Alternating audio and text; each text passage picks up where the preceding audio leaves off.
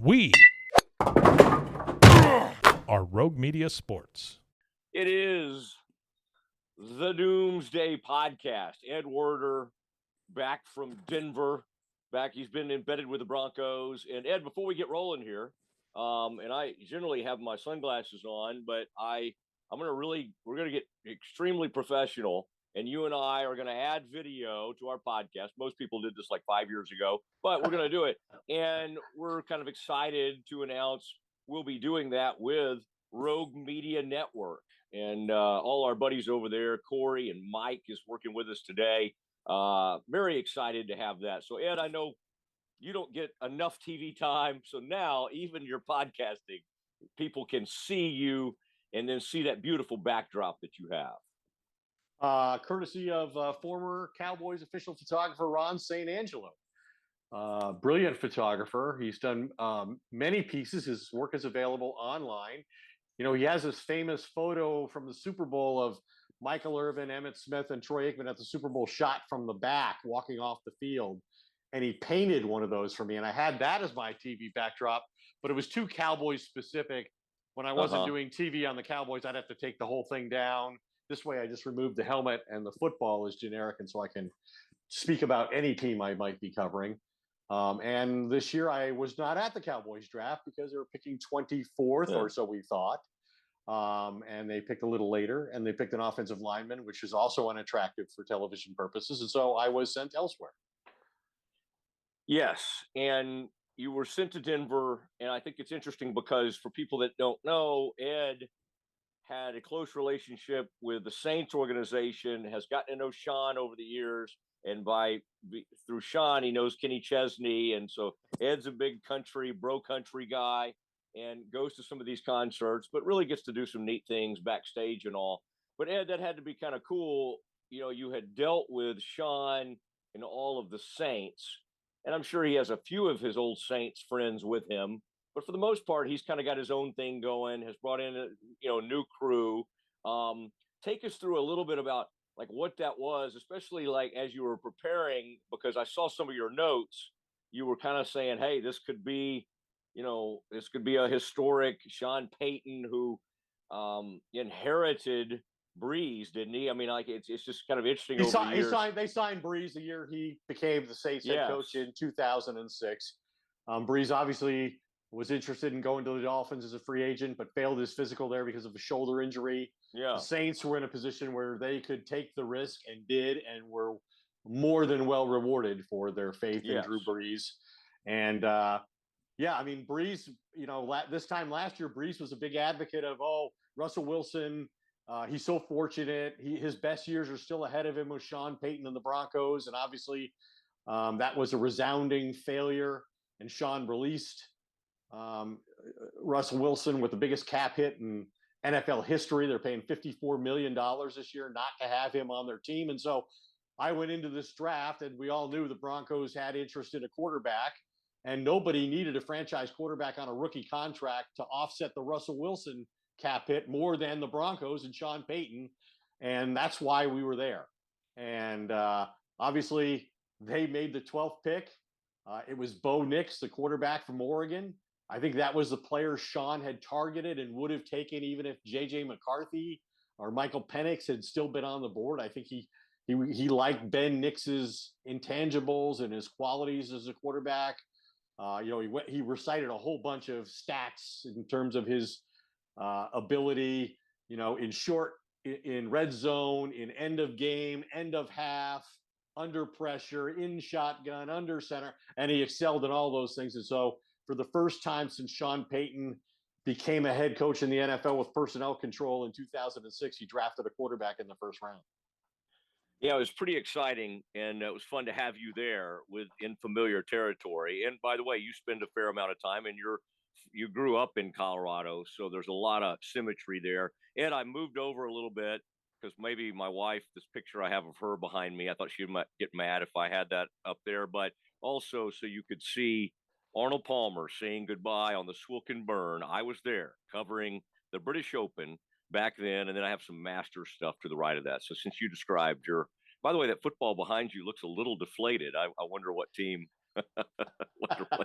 Is it Tom Brady's autograph? Tom Brady autograph football.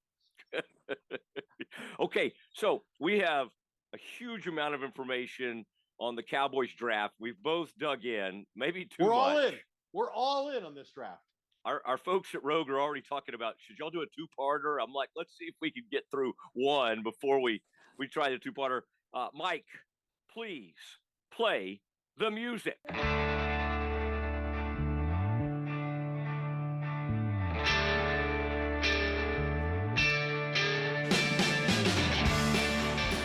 There it is, and it is time to get officially into Doomsday Draft Post Special. And I think it's appropriate because you were pouring your life into Broncos coverage, but then once it was over, you were kind of like you had one eye on what the Cowboys were doing. You saw them trade down. I think people, and I'll give mine, but I want to get yours first before we get into the nitty gritty and kind of get into some of these different players. And I know you've talked to folks that, in fact, one like really big time person. I don't know if you're allowed to reveal who it is, but we can go kind of almost pick by pick. And I've kind of gone with the top three, but I did a deep dive into Guyton, Tyler Guyton, the new offensive tackle, so I can provide some information there. But Ed, first of all, your just overall thoughts on 3 days of the Cowboys draft. And I won't ask you to give a grade unless you want to, but were you generally pleased, with what they accomplished? I think a lot of people are still kind of stunned that they had that many picks and they still don't have a running back to show for it. What were a couple of your biggest takeaways? Well, the person you referred to that I've spoken to some personnel people and general managers in the league to get some, independent, objective assessments of the players the Cowboys picked, and we'll go through that. The other person you were talking about is the executive director of the Reese's Senior Bowl. That's Jim Nagy, and he and I spent 20 minutes going over what the Cowboys did in this draft. But in terms of my own personal overview, and I prepared for this draft like I was going to cover the Cowboys. Even though that wasn't my assignment. But knowing that we would do something afterward, I wanted to be well informed and follow things. And, it's been, I think, a disastrous offseason so far. Their offseason before the draft was as bad as the loss to Green Bay at home that sent them out of the playoffs. And you only get so many opportunities in the NFL to improve your roster, and they effectively wasted one of them, that being the free agency period.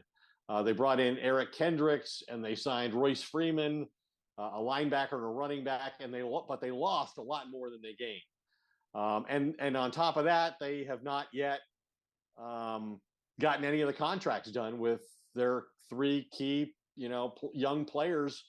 Dak Prescott apparently going to play on the last year of his contract and then have the right to become an unrestricted free agent 2025. CeeDee Lamb, the price keeps going up as these receivers sign contracts. And then, of course, you've got Micah Parsons. His situation still achingly unresolved, as I like to say. But I thought for the draft, I thought they did a good job, not only in terms of getting the best player available, which they said is the reason they didn't draft a running back, which they clearly need. And I thought they did, I think one of the hardest commodities to find in the NFL is offensive linemen. And when you've lost Tyron Smith at left tackle, and you've lost Tyler Biadasz, your starting center, those are troubling issues that you have to deal with. And I thought with one move in the first round, trading down from 24 to 29 and effectively, giving up the Duke center, Barton, that everybody in the league likes, they basically got potentially either a starting guard center in the third round, and they got Tyler Guyton, a potential left tackle from Oklahoma in the first round. Although I will say, to hint at where we're going with this conversation, that not everybody in the league thinks as highly of Guyton as the Cowboys do. All right. I think I would probably give this draft, and I find that interesting what you said about the offseason. I didn't think anything could be as bad as what happened against Green Bay. And I haven't thought of it in those terms, but that's a very interesting way to put it.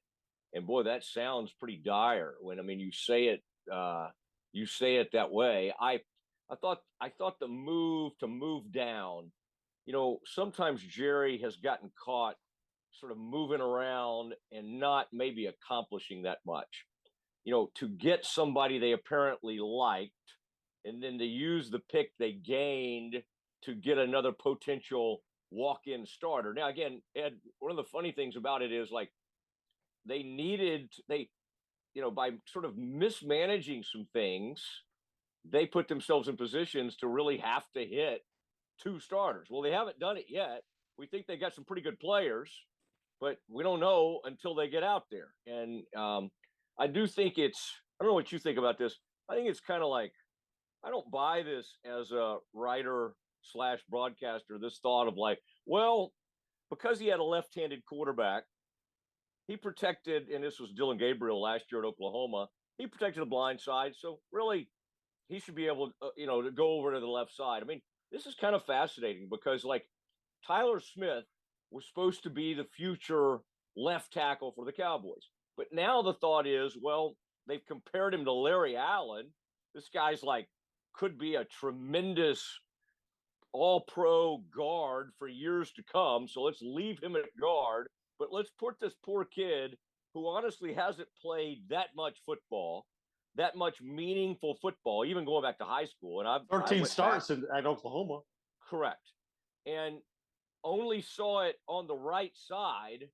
I find it a little bit naive to just kind of everybody go, you ought to be okay. Ought to be okay after at left tackle, which is maybe like, other than quarterback, the hardest position to play in the NFL. And it's just like, they'll probably be okay. So I don't know. I again, they need both of these guys to be starters, but to act like it's just going to happen. Now, we had reservations about Tyler Smith, tons of holding penalties, was at Tulsa, was doing it sometimes against not great competition, but still had a huge amount of holding penalties. And Travis Frederick too, right? The same thing. When they took him in the first round, at the bottom of the first round, I know I was somebody who collected a lot of negative impressions about the Cowboys spending a first round pick on Travis Frederick, who they've never really replaced. He's still the best center they've had in the last 10 years.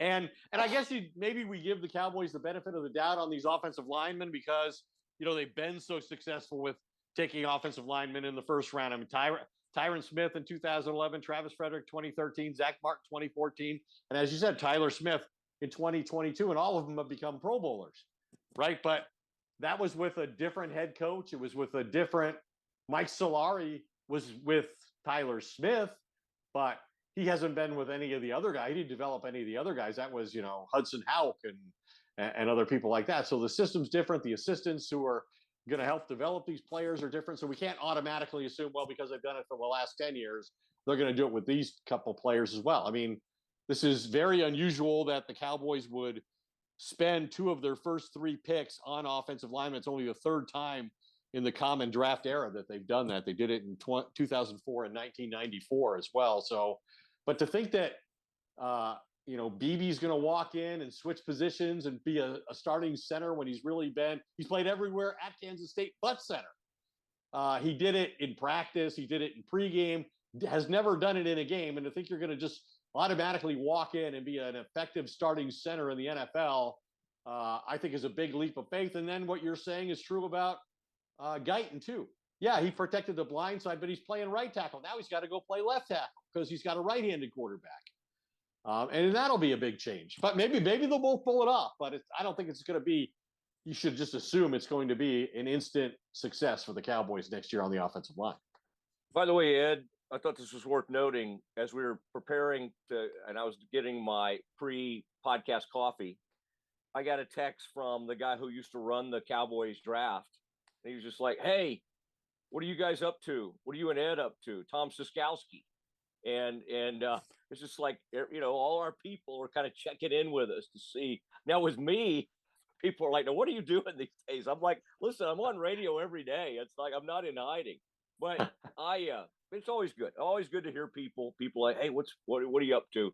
But now this draft, you said it. And by the way, some of the people we talked to, I'll be sharing information that I got from an AFC scout. Ed has he just talked about Nagy's Nagy is tremendously respected as the head of the Senior Bowl. And then Ed has somebody else.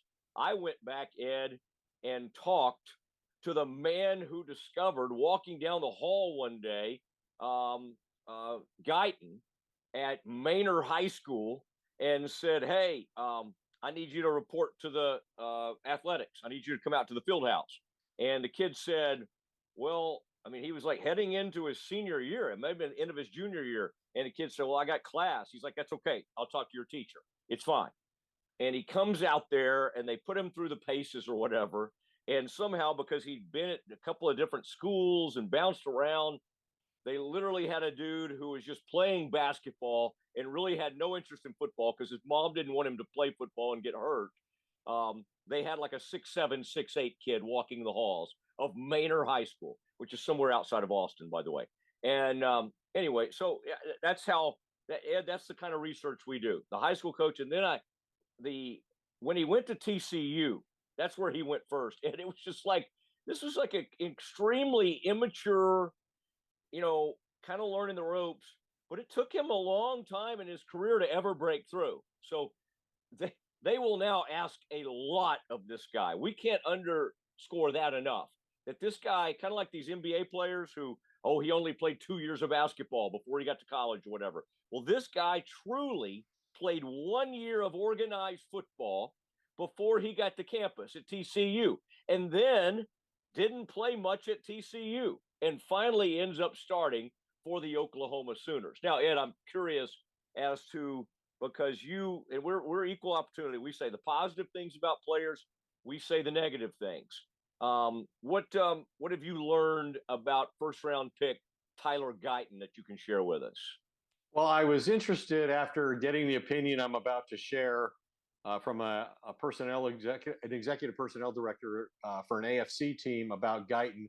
That last night I saw on television Bill Jones interview him, and one of the questions he asked him was, why did you only start 13 games? And to his credit, Guyton basically said, hey, I was immature. I didn't take it seriously. I didn't really apply myself until last year. And that's very consistent with what this source told me. He says, Guyton's extremely gifted, has all the physical tools. His off-the-field demeanor, coachability, work ethic, focus, etc., are all called into question. They did not like the kid at OU. He has continued to live off his natural ability while not taking care or improving any of his intangibles.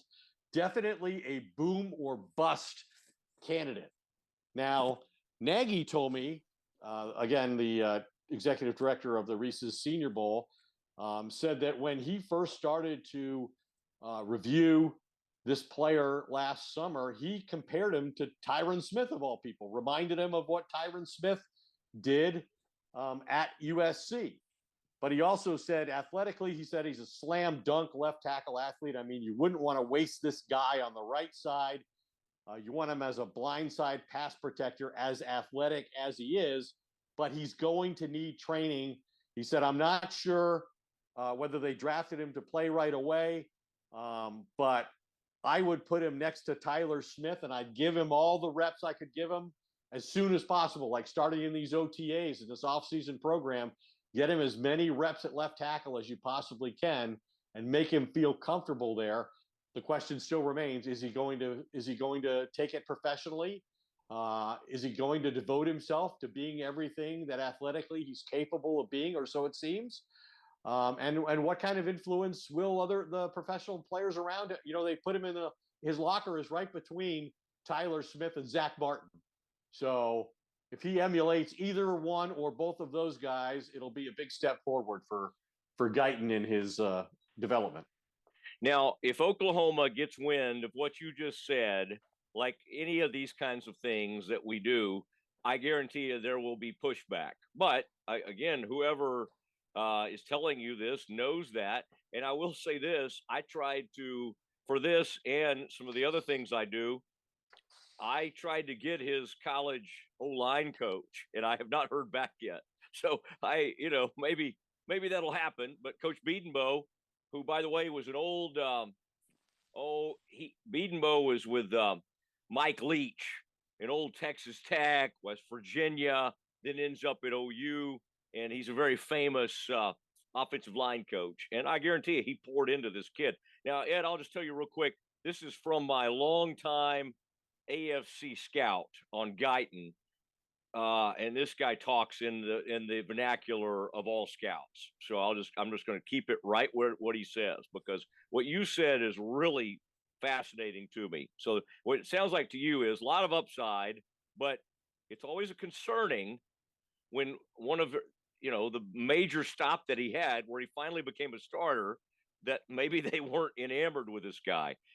They said of Guyton, size plus length, athleticism, feet, good pass protection, obviously, has movement skills, needs technical work, and, Ed, as we pointed out, more experience, but starter physical ability.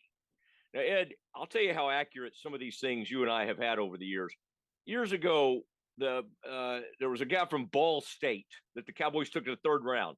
His name was Brewster, like Robert Brewster. And they thought he might step in at tackle or guard and help them. Obviously, he took him in the third round. And the guy says to me from the AFC, he's going to be a major injury risk. And I said, I look back, I say, the guy started like 40-something games. Like, what are you talking about? He's never missed a game for injury. Maybe missed one game in his whole career. The guy says it's going to be a major injury risk. Ed, Brewster tore his pectoral muscle lifting weights and never played it down for the Dallas Cowboys. So these guys seem to sometimes know what they're doing, and that just comes back to mind. Now, Ed, Cowboys, dig in there, and before we get, because I am interested, Beebe is a player that, again, I watched the Big 12 closer than any other college conference because of my ties to Baylor, of course. This guy was like, you'll never hear somebody tell you we didn't like him, because I bet he goes down as one of the most beloved players they ever had at K-State. He was a tremendous player for them for years. But before we get to him, I am curious, Neyland, your thoughts, and then we'll get your folks' thoughts on it that you talked to. But this is a guy that is on the rise. And I think that's an important, kind of an ascending player during the draft process. And this is also somebody, it's always kind of sad, Ed, when a player that fans love, like Tank over there, has played defensive end for the Cowboys for so long and been so good because of contract and everything else. Everybody's like, basically like, well, next year will probably be his last season. And so the thought is Neyland is a potential replacement for him. But again, we thought the guy they drafted on the defensive line last year might make a nice impact, and he has yet to do that. Thoughts on Neyland? Well, first of all, you're right. I mean, DeMarcus Lawrence just turned 32, and he's entering the final year of his contract, and it'll be interesting to see, how much he embraces helping this player develop to the point where he may make himself expendable, and be a good teammate about it. We've seen guys like Brett Favre take criticism for not wanting to help their replacement. That, hey, taking the attitude that my job is to do my job and be the best player I can and help us win games. It's the coach's job to develop players. I'll be surprised if that's the attitude that Tank takes, but here we are. Micah Parsons was double teamed on 35% of his pass rushes as an edge rusher last season. That's the highest double team rate faced by an edge rusher in the last 5 years.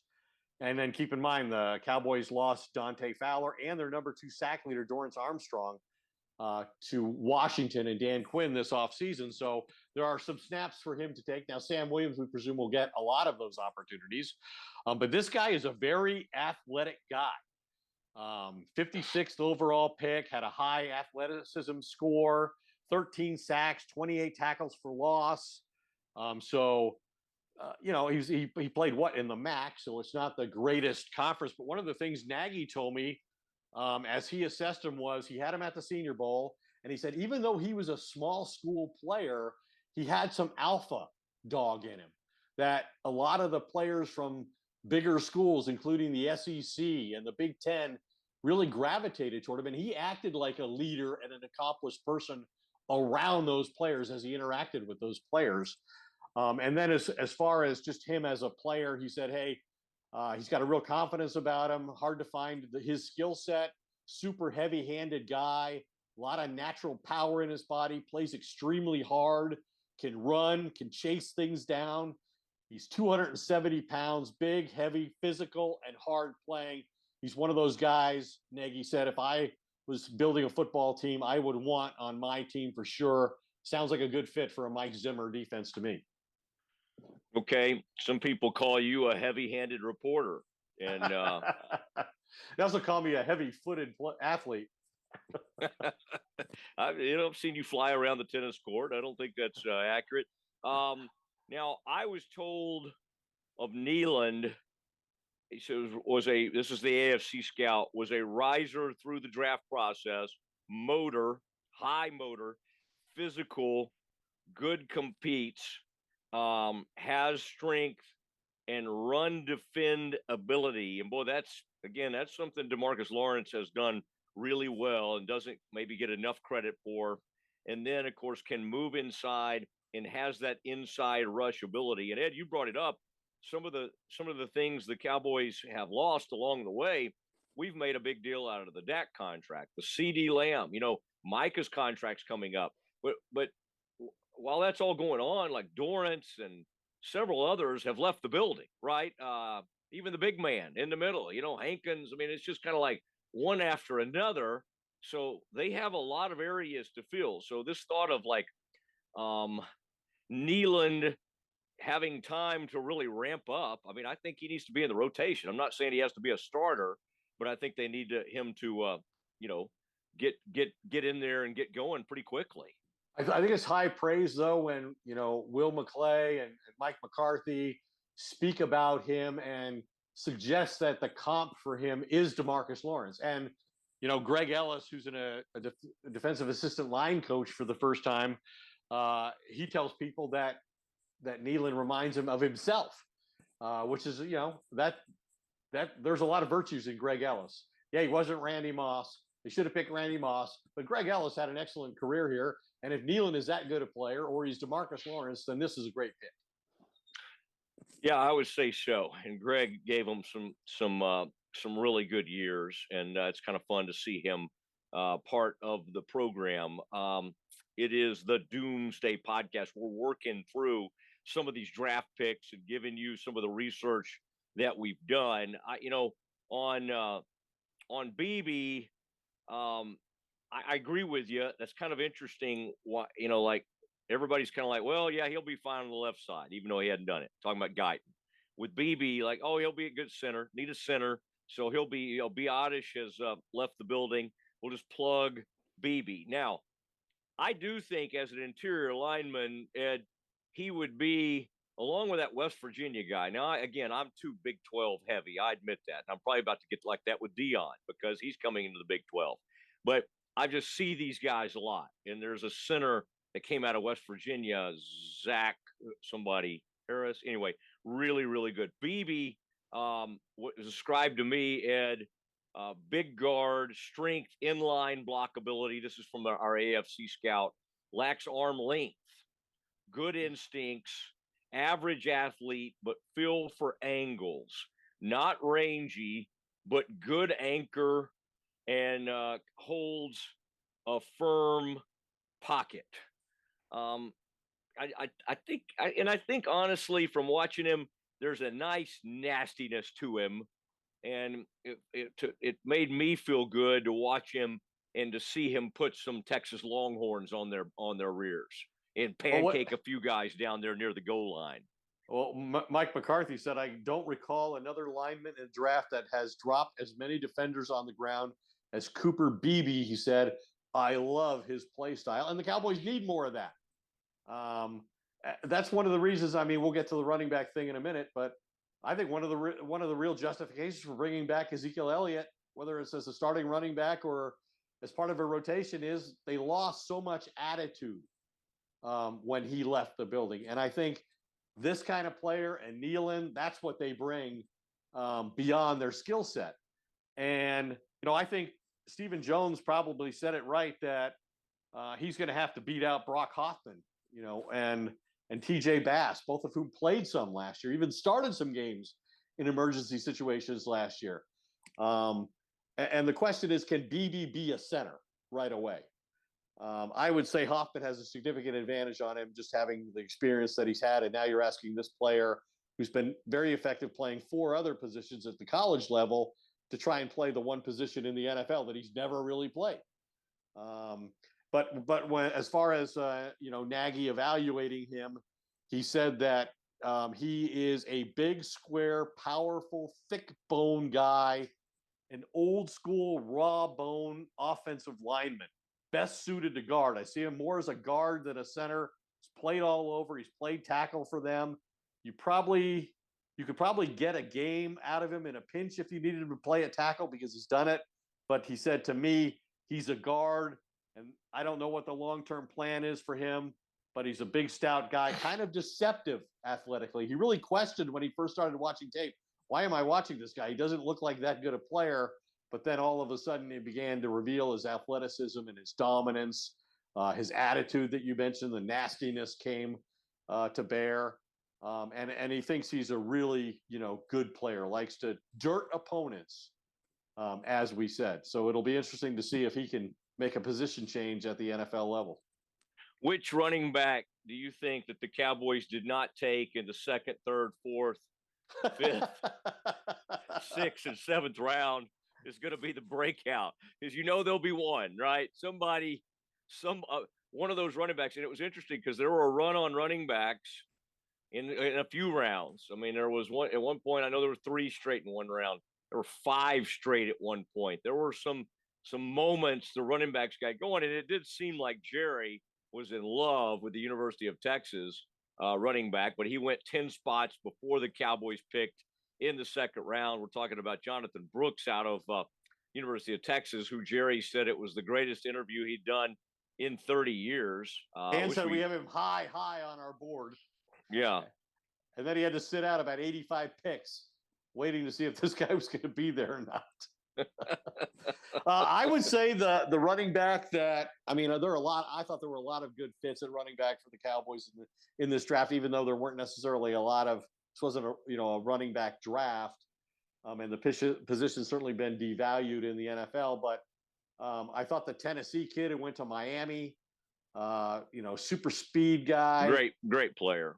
I thought he was a good fit for here. And then I think Kamani Vidal, the Troy running back who was taken by the Chargers, Jim Harbaugh. I think this kid could be a surprise. Not mark him down as a guy you might want to take as a fantasy sleeper this year, because Harbaugh obviously going to run the football. They did sign 2 Ravens running backs, Gus Edwards and J.K. Dobbins for 1-year contracts. But this guy is going to be the long-term running back with the Chargers, and he could get an opportunity as soon as this year. And I think he would have been. I don't think he went till the 6th round. And I think he would have been a good player for Dallas. It is amazing. Some very productive backs. Did the Cowboys have a pass rusher from Troy who was pretty good? Mm-hmm. Okay. Yes. Who's in the Hall of Fame? DeMarcus Ware? Is that the guy? Yeah, that's him. Yeah, we remember it well, and we remember who they were deciding on at the time. And the other guy is not in the Hall of Fame. As I recall, but it was a decent player. And speaking of the Chargers, now Ed, as we go down here, and again, we're not going to spend all day on like the 2 7th round picks, but you did talk to you got like notes on everybody, so we could do some quick hitters. All right, but I would say thumbnails. Let's do some thumbnails. Yeah, thumbnails. But I thought one of the early head scratchers. The Cowboys have been known to be like, okay, they're on point. They traded down. They got 2 potential starters. Okay, first 3 picks, Cowboys. And then there's always a point where it seems like they wander around a little bit. And I would say the pick that was kind of like, was the linebacker out of Notre Dame, Marist. I like a guy named Marist. But third round, 87th overall. I just, this one to me was Leofo, is that his last name? Leofo, Maris Leofo. Leofo, yeah, Maris Leofo from, I was going to let you say it first, from Notre Dame. And again, it does some good things. Don't get me wrong, but this was one again when you say, well, how would have been nice to take a running back. And do they need a linebacker? Sure, sure. And they were too light. They were light, and LVE has had to retire. But this, I don't know. This one, I was not enamored with this pick. What were your thoughts? Well, I'm assuming that Mike Zimmer was personally involved in making this selection, evaluating this player who did start 25 games at Notre Dame. So he's played in big time football games, and obviously the Cowboys have a great need at the position with Leighton Vander Esch retiring in the offseason because of the neck injuries he came into the league with, becoming an issue that threatened his ability to function as a normal human being. So he's retired. I talked to Nagy about him, and he said he tries to watch everyone on their board who's a fifth round or higher before they get to the next season. He said, and this was a player he was really not aware of, and then all of a sudden, with one play, it got Nagy's attention. He said they ran a North Carolina State ran a tunnel screen, and Maris read it. Receivers running inside at the line of scrimmage, and Lofo hit him, destroyed this poor guy. He said, just lit him up. It was a great snap, and he said you saw the closing speed, the explosion on contact, two really great traits, obviously, for a linebacker. And he's like, okay, who is this guy? Looked him up. Oh, my God, he's a senior. He's been playing at Notre Dame under the radar. But that one play just kind of caught his eye, and he said that's kind of the coolest way to scout a player is when they catch your attention when you're not really looking for them. But then described him as a long off the ball linebacker who can run, plays hard, got thump on contact, and athletic enough to run, got enough speed to run with tight ends and backs. And obviously taking him in the third round, you're expecting him to play. You're in the third round, you're looking for starters. So I suspect that he'll compete with Damone Clark for playing time. All right. And then, by the way, Ed, I was looking back at I mean, it's very weird to see Jerry and the Cowboys.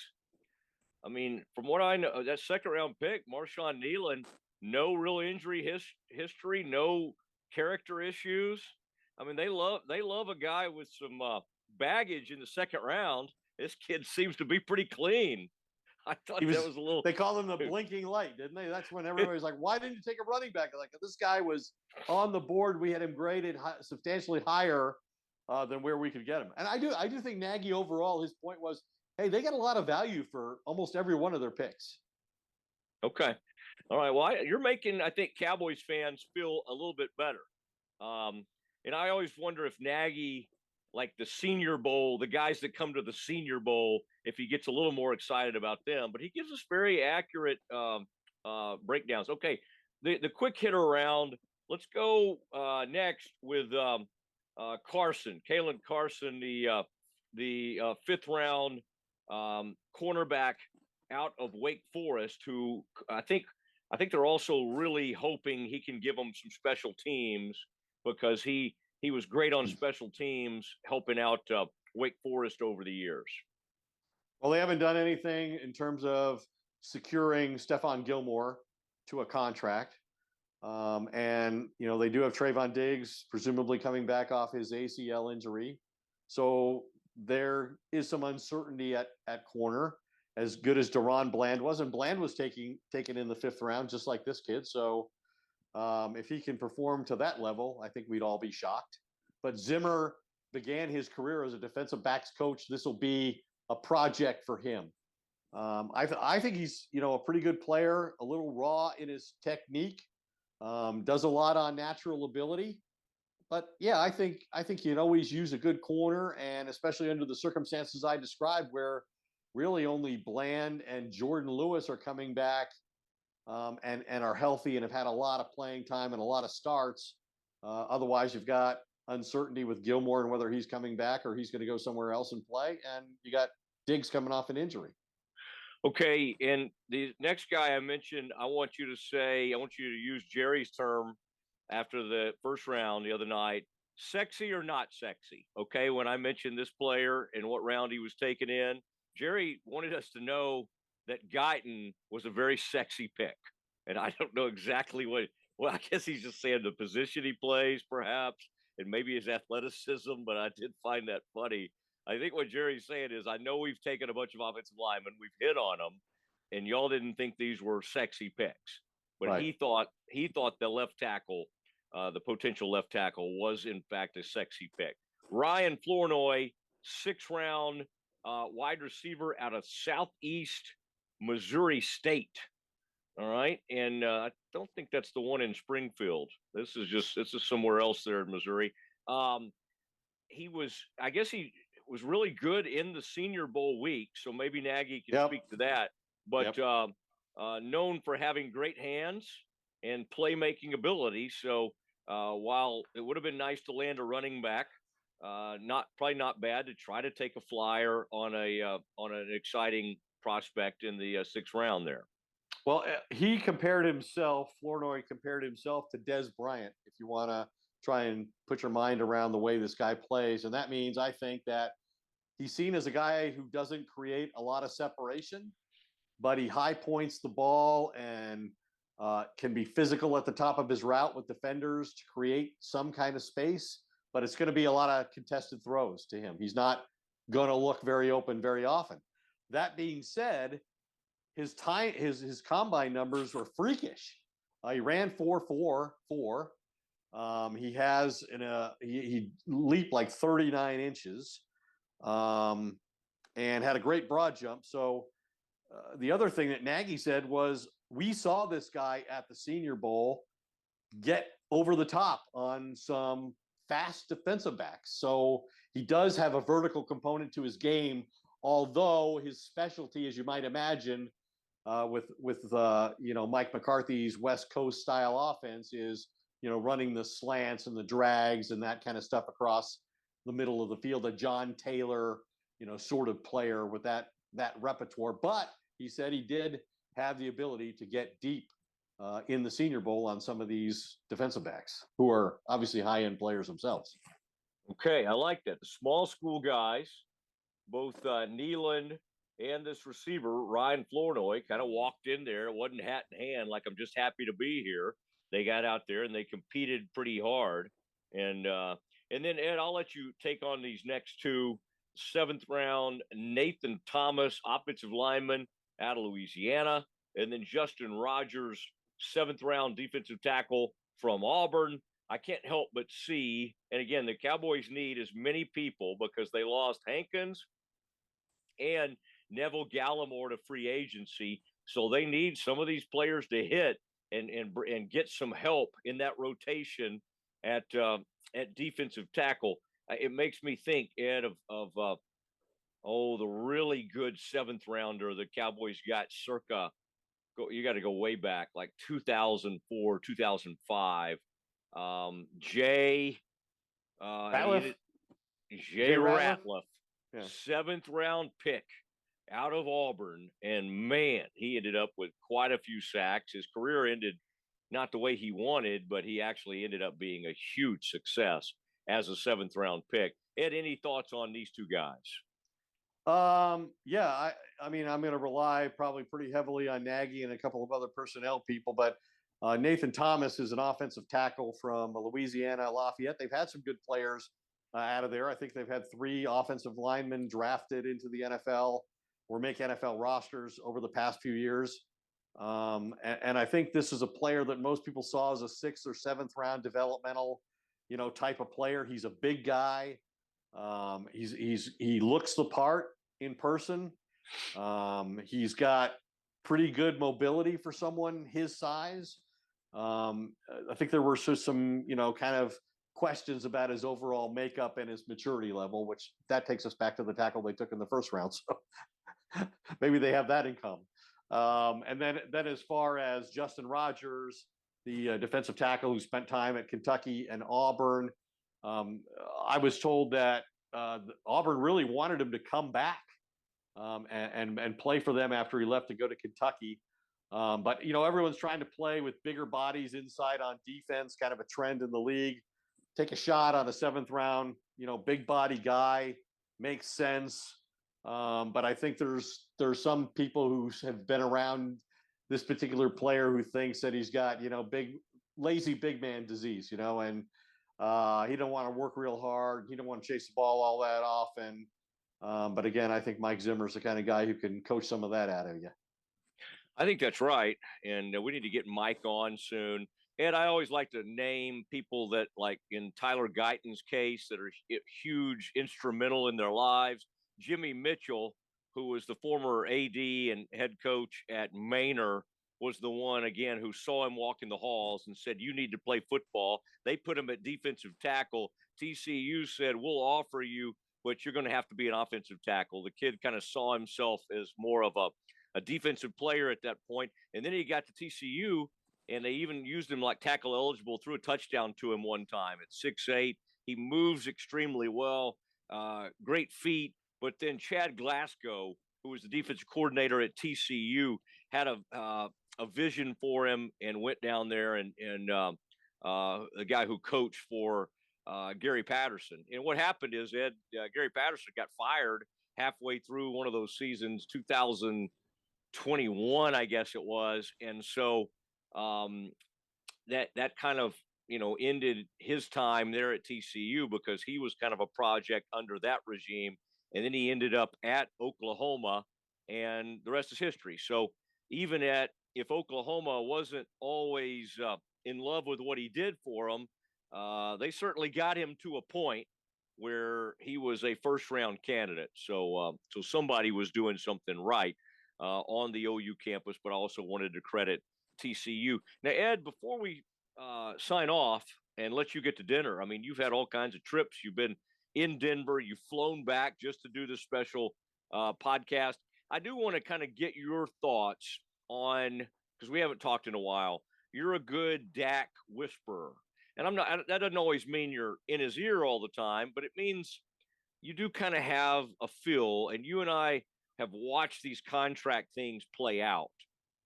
He was at an event recently, and for the most part, he was, hey, I don't mind playing. This is going to be fine. I'm going to be fine. He had one little throwaway comment that interested me because he was like, if I'm here or if I'm somewhere else. That was the one time, like in those quotes, where he kind of at least opened the door, like, hey, it may be somewhere else. Now, you've heard Jerry say, I like to let the leaves fall. And I'm like an option quarterback, and I can run it all the way out to the sideline and then make the pitch. Well, Ed, we've seen this movie before.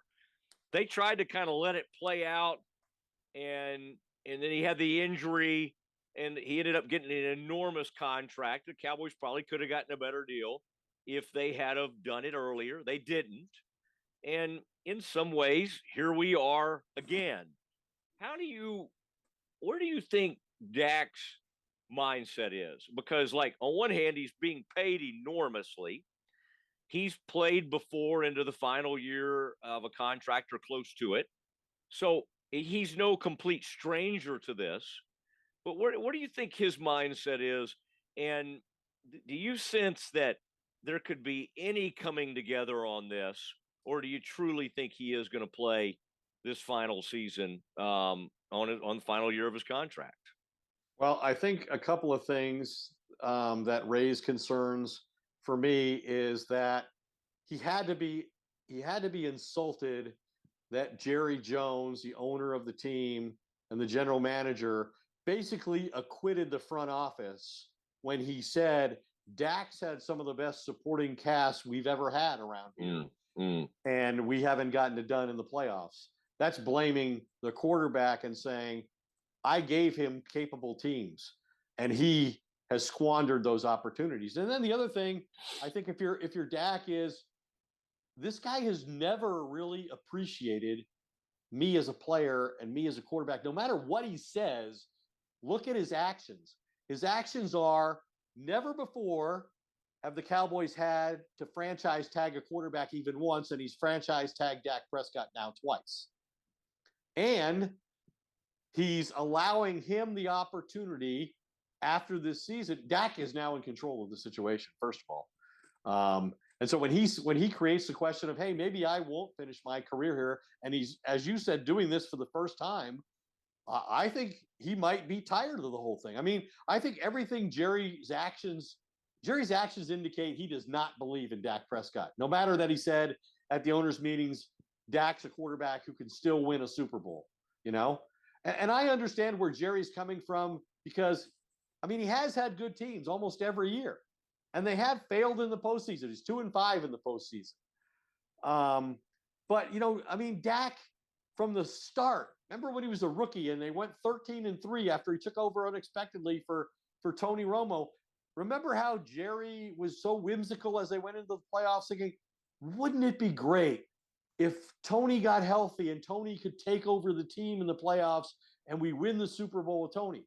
I mean, he's never really appreciated what Dak has done for this franchise, in my opinion. And I think Dak's frustrated by it, and he should be.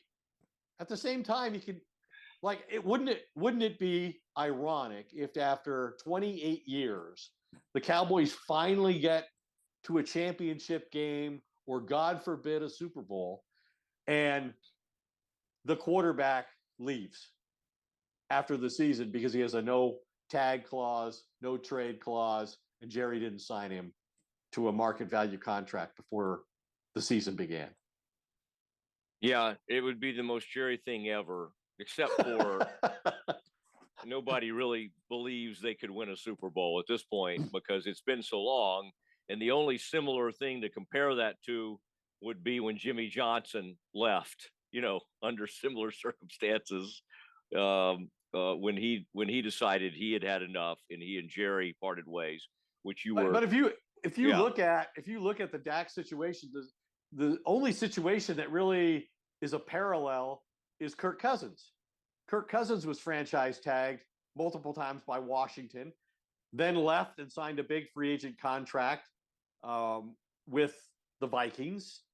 He also has not really performed well in the postseason as much as he's won during the regular season, as great as his stats have been. And now he's on his third team. So if you look at it from that point of view, I think it's entirely possible that this is Dak Prescott's last season in Dallas. It's hard to believe. I do think if they somehow, even if they just made it to an NFC title game, the pressure to re-sign him, I think Jerry would just have to pay up. And they would just, obviously, Dak would have him completely over the barrel. But he would just have to basically, because Jerry's other comment, Ed, was basically like, we put a bunch of people around him. He didn't get it done. And now we can't, he's paid so much and he's so much against the cap. We can't really put people around him. Right. He's got to do more with less now. And that's his challenge. And I think part of this too, another factor is Jerry and Steven are tired of losing contract negotiations to this quarterback and his agent. Yeah, I think you hit on it there. Now, are they going to lose one to CeeDee Lamb because he's in a spot where he's got a massive payday on the way? Some of these receivers are starting to get their extensions. You're seeing the numbers. We think his number is going to be above $30 million a year, and he's going to want to get something done. And right, you know, again, they don't want to lose a deal. But what if he had the nerve? He's holding out right now, but it's just kind of the off-season stuff. So we don't really make a big to-do of that. But if he pulls a Zeke, there's already precedent of Zeke getting them to cave and getting an enormous contract, which pretty soon after that they came to regret. Where do you see this CD thing heading? Do you think there's a much better chance they get something done with him than Dak? Well, the market is almost twice for CeeDee Lamb for wide receivers than what he's making now. I mean, he's got the 5th-year option for like $17 million, and the two receivers up in Philadelphia just signed for over $30 million. So the problem is going to be Jerry's going to threaten him with the franchise tag because he doesn't need it for Dak. He can't use it on Dak, and he doesn't need it yet for Micah Parsons. So he's going to threaten CeeDee Lamb with it. He's going to threaten, well, CeeDee, you're going to play for $17 million this year, and next year I'm going to franchise tag you, and you're going to play for whatever that number is, but it's not going to be what your market value is. So it'll be interesting to see if he's willing to stare down the Cowboys like Zeke did when he won, or like Dak did when he's won. All right. He certainly has a numerical argument, statistical argument. Mm-hmm. He's like, you see the money that AJ Brown just got from Philadelphia. Well, there's only two receivers who have been more productive than him the last 3 years, and that's Tyreek Hill and CeeDee Lamb. So CeeDee's got the leverage, but as I just described, Jerry has a certain amount to use against him too, threatening to make him play for the 5th-year option at 17 and then the franchise tag next year. I just like the fact that whether or not they bring in Zeke, who now Jerry thinks could be the starting running back at age 29, and somehow he was great at the end of the time with the Patriots. The numbers don't really bear it out, but he still counts whether he's with the Cowboys or not. $6 million against the cap, and that was going to be dead money. So it's kind of like, hey, might as well bring him back. We're going to be having to account for him anyway. So that's and they brought in Royce Freeman, I think it was, and they've got Dowdle, but this is not an inspiring group. You brought up the Chargers, some of these teams that are bringing in young, exciting running backs. I mean, it's like, it's still, I know it's not worth as much money anymore, but it's not like teams that were, I mean, you saw those numbers, Ed. It was like the teams that were in the NFC and AFC championship games were among the most efficient and proficient running teams in the league. Right. You may not feel like you have to pay these guys a huge amount anymore, but you still kind of need them to be good. You need the threat of a run game, and the Cowboys are in a really interesting deal. Well, Ed, this has been fun. I think people will be very excited to see you on camera. They're used to kind of getting you in small doses, like a 1 to 2 minute hit. Are you going to B-roll some of this? I'm going to B-roll a little bit of this, and we may turn this into like a 3-parter. Let's see how long we've gone there. Oh, we're over an hour. The late great Frito. That's one of the things he always was frustrated with me on. Matt, we can turn this into 3 podcasts, and I would say yes. And you want to get paid 3 different times, don't you? I always love Frito. Man, a good business sense. That's right. But Ed, say hello, by the way, to Rogue Media Network. They do a tremendous job, and they're going to do a lot of things for us. But it's just exciting. They do an incredible job, not only with the sound, but we're going to really ramp up our YouTube efforts, which is to say we're actually going to have a YouTube page and our Facebook. I mean, if people didn't get enough of us, then it's going to be ramped up. So what you're saying is we're going to be harder than ever to avoid. Yes, and we make it pretty hard anyway. But this is we're really going to be taking it to the next level. So I know you're excited about charting our way now. And of course, Steven Simcox did such a nice job pinch hitting when we lost Frito last year. So we think Steven was great, and he's even worked with Rogue to kind of get all the things set up like they need to be. Ed, usually I handle a lot of the technical things, as you know, but this time I relied on others. Must be why we were so lacking in that area for the past 5 years. Thank you for noticing. All right, Ed, appreciate you, and we good job there in Denver. I know Sean, that had to make Sean just feel like old times to see you kind of right outside his office or wherever you were set up out there. But that had to be a fun experience. So appreciate your draft coverage, and I think this special now will do enormous numbers for us.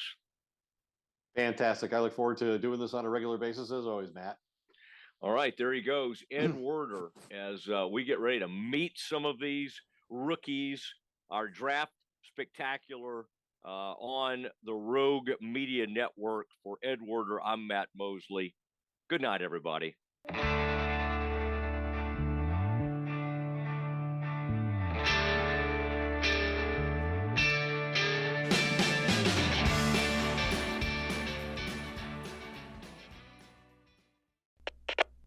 We are Rogue Media Sports.